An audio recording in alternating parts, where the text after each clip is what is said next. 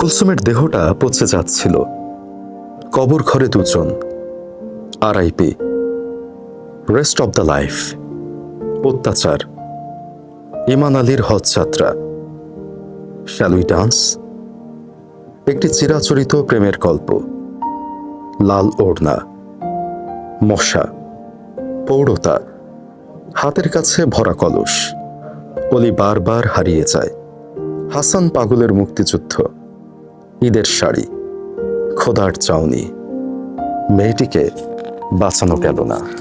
আপনাদের কাছে নিশ্চয়ই একটু অদ্ভুত লাগছে যে ছন্ন ছাড়া আমি আসলে কি বলছিলাম। আসলে বলছিলাম এই বইটিতে 17টি ছোট গল্প রয়েছে, সেই গল্পের নামগুলো শুনলেই মনে হয় এই গল্পের বিষয়বস্তু আসলে কি।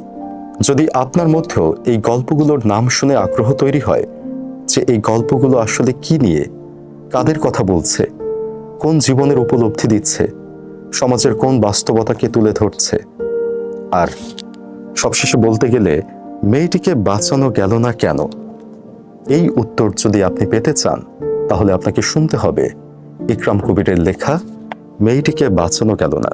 বইটি শুনতে এখনই টিউন করুন কাব্যিক অডিও বুকে। কাব্যিক, যেখানে শব্দেরা জীবন্ত।